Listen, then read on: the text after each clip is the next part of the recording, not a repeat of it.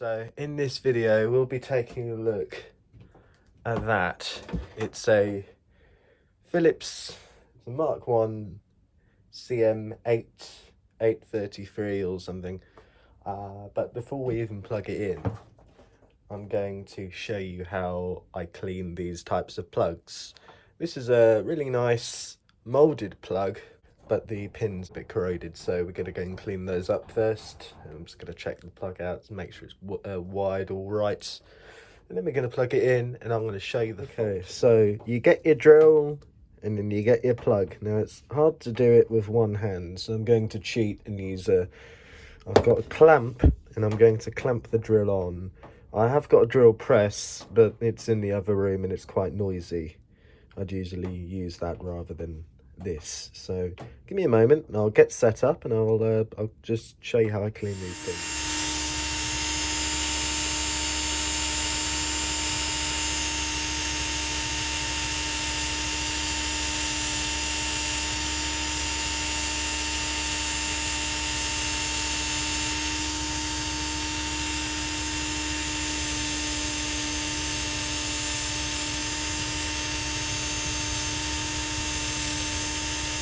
Now, one might ask why I would ever want to clean the pins of an old plug. Well, I don't like wasting stuff, you know, and these are decent plugs. So I've actually just checked it out. Seems to be wired all right. I've put an appropriate fuse in there. So time to power up and see what the fault is. I've got loads of spares for these types of monitors there. That's not very good. Doesn't feel like this. Has the switch seriously failed?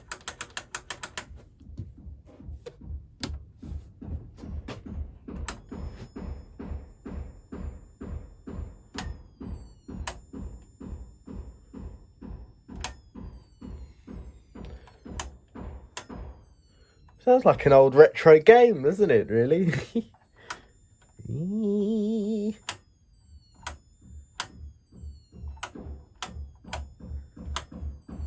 Sorry, I'm having too much fun playing with this. Let's do it again. We are getting an LED on the old things on the front. So, oh no. Right, well I'm gonna have to take the back off. I have to take a look inside. So I'll do that now. I have got loads of spares for these. So if I don't know, the power supply's gone down or now, that low frequency or that high frequency, my guess would be line oscillator. It sounds like it's on its knees, so something has obviously upset the line oscillator. It could either be the scan coils or it can be the line output transformer. So let's take the back off and we can do some investigating, eh? Okay, well the first trick we're trying is disconnecting the scan coils. Oh dear, well the power supply switch is buggered, so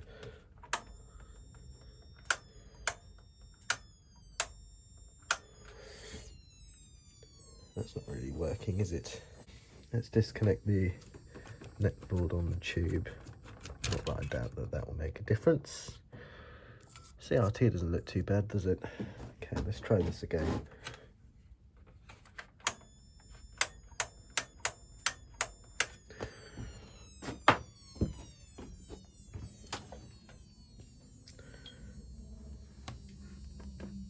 Now I can hear that ringing is actually coming from the line transformer.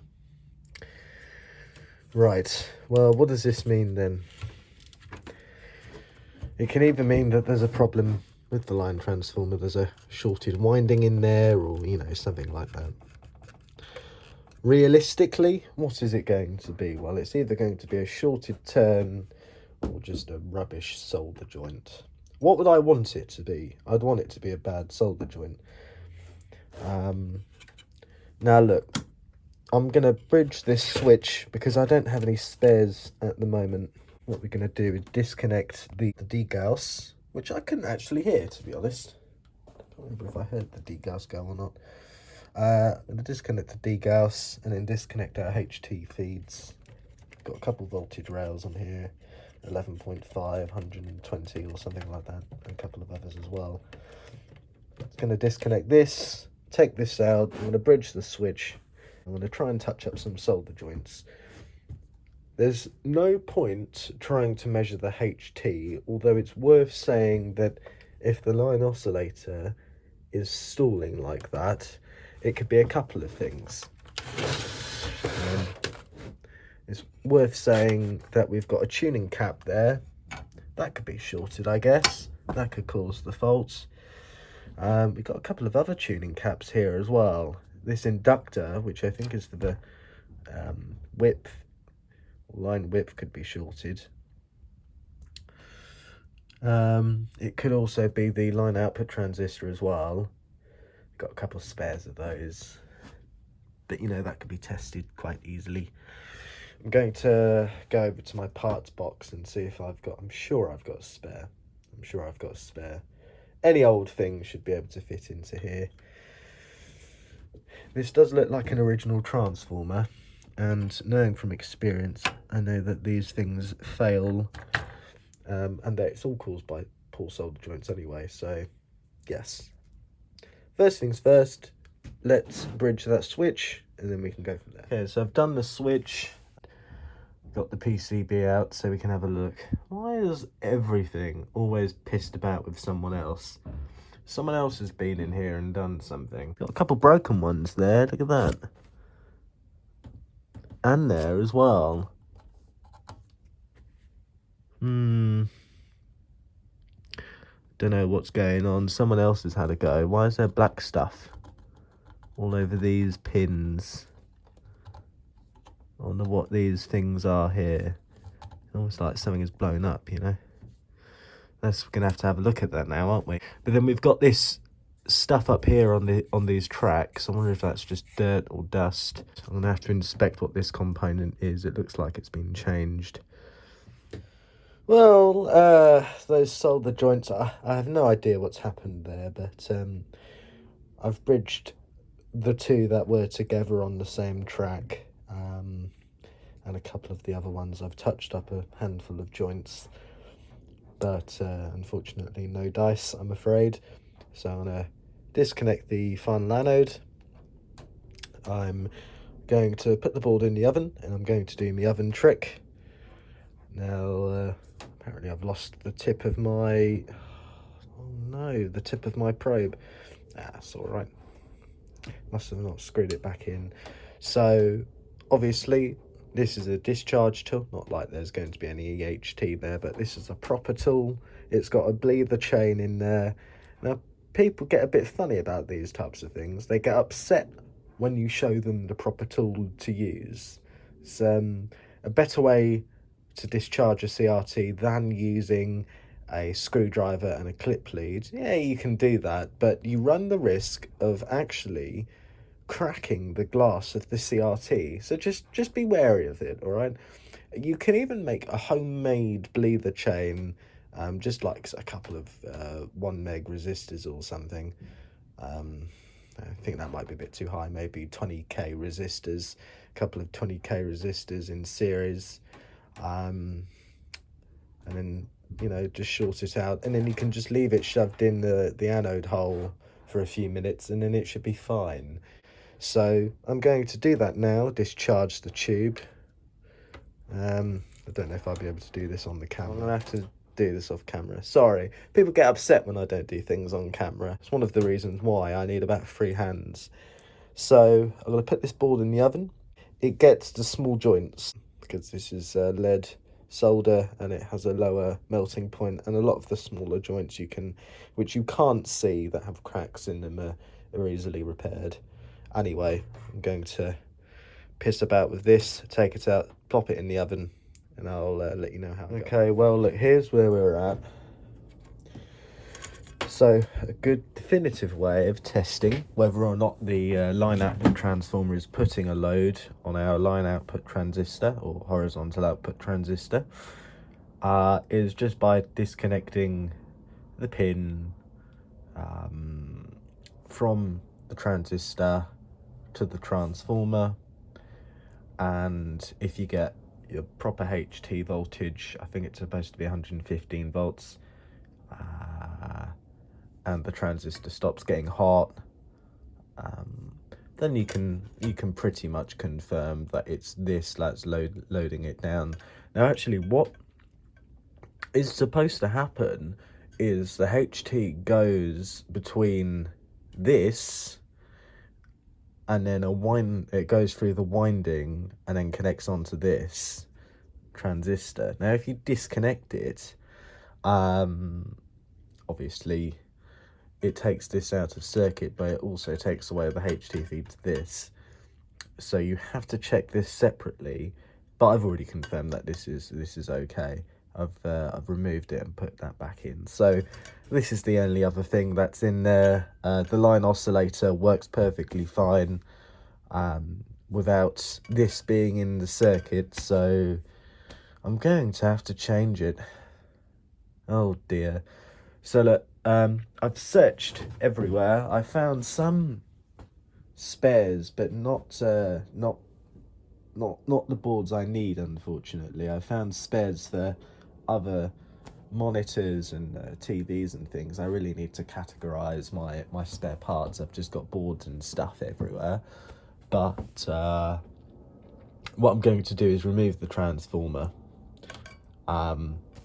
And you know, I've got a couple of spare line transformers just lying around. So we've got a screen feed, of course, and then we've got our focus potential as well. So, or G1 I think, or G2. G2 and focus. So I'm going to see if I have something that I might be able to get into here that might work if I can't find the board. Because I've got two spare boards with good line transformers on them. I've got another spare Mark II board with a bad line transformer on it, or vice versa, I'm not too sure, but I'm pretty confident that they're the same part. Regardless, I'll make it work anyway. But if I can't find it, the option is to either order in another transformer, which I think is about 40-50 quid plus shipping, or making something fit. Now, you can actually make something fit perfectly easily. Just have to make sure that the pinouts, all the windings are the same and the inductance is similar, right? But you have to change the tuning caps because it's a tuned circuit. Everything has to work. And then you have to be conscious about the EHT output because you can't actually control that. So look, I'm going to get the desoldering pump out. I have to repair it because it blew up whilst I was working on that other Ferguson set a few days ago. I don't know what happened there, but but I'm going to get that out, get that working, and I'm going to remove this. Wish me luck. Okay, so after about 5 minutes of work, got that out of there. I had to flood the pins with solder, but got it out of there. The residue that's on there is flux. The flux I tend to use for, well, this type of stuff is just this regular soldering flux paste. It's more of a liquid, really. But it's important to clean this off after you do this type of work because it could end up corroding the board. So it's just worth mentioning. It's a really good flux to use, but make sure you clean the board afterwards. So what I tend to do is try and do most of the soldering work and then clean it off rather than having to do multiple cleans. This is the desoldering gun that I use. It's a cheap one. It's good, it gets the job done, but it's perhaps not the best type. I think if I was to buy, I would buy the better version than this. It's a bit heavy, doesn't always suck too well, and I think I need to clean it out because the pump isn't as powerful as it should be. Otherwise, yeah, desoldered all right. That's what the board side looks like, I guess. Yeah, pretty good. Oh, that's nice. So next step really is to just find my replacement. I don't know where it's gone. Oh, this feels loose. What's going on here?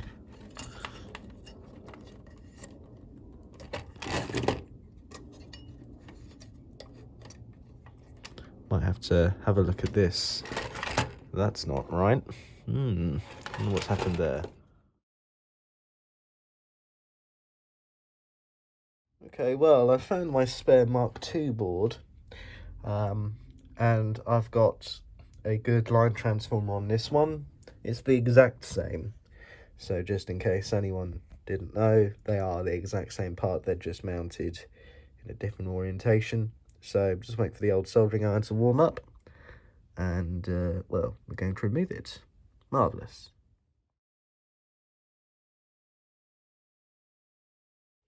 Yeah, so I was half right. They're more or less the same, although there's a pin that's on the original one there, which isn't on this one, and it's not a dummy pin, it does actually do something. So, I mean, otherwise, we have the same amount of pins, so what I'm thinking is it's likely just going to be mapped out differently. They are otherwise identical. I'm going to look at the pinouts, see if that European website has it on there, because, you know, this is a drop-in replacement, or it very well should be. We're going to make this Philips monitor work, of course. But unfortunately, I don't have any more time to play with this one today, so we're going to put this more or less back together, stick it in the front room. It's time to work on something else. Well, actually, realistically, it's time for me to relax because it's the weekend and I began working over the weekend, but we're not gonna focus on that.